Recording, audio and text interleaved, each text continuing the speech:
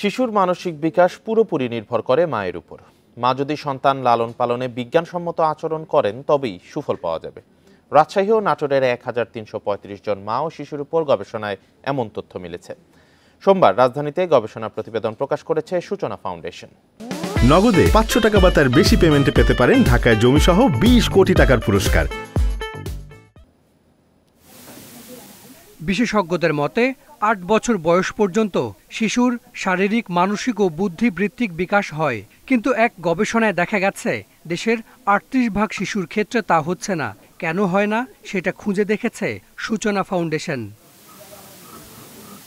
শিশুর বিকাশ নিয়ে রাজশাহীর গোদাগাড়ীতে 591 জন মাকে দেয়া হয় প্রশিক্ষণ। গর্ভাবস্থায় 4টি এবং শিশু জন্মের পর 18 মাস পর্যন্ত 12টি প্রশিক্ষণ পান তারা। অন্যদিকে নাটোরের লালপুরের 744 জন মাকে এই প্রশিক্ষণ দেয়া হয়নি, যারা ছিলেন এই গবেষণার অংশ। গবেষণায় দেখা গেছে প্রশিক্ষণ পাওয়া মায়ের সন্তানেরা যোগাযোগ দক্ষতা, চলাচল, সমস্যা সমাধান সহ 5টি সূচকে এগিয়ে।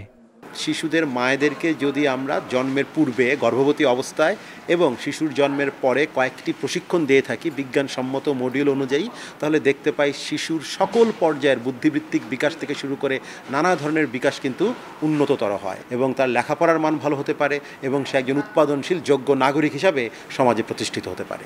পজিটিভ এনভায়রনমেন্টে বাচ্চাকে বড় করাটা খুবই গুরুত্বপূর্ণ। বড় হয়ে সে কেমন পারফর্মার হবে, পজিটিভ পাওয়ারফুল ডিসিশন মেকিং একটা নাগরিক আমি যদি পেতে চাই, তাহলে আন্ডার 5 পারফেক্টলি ডিজাইন করতে হবে।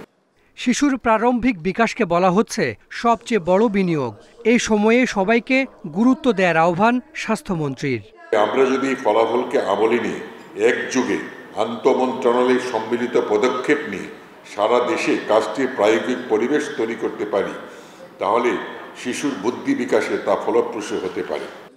গবেষকেরা বলছেন শিশুর শৈশবের উপরই নির্ভর করে সারা জীবনের সমৃদ্ধি। Hasan Misbah, Independent News, Dhaka.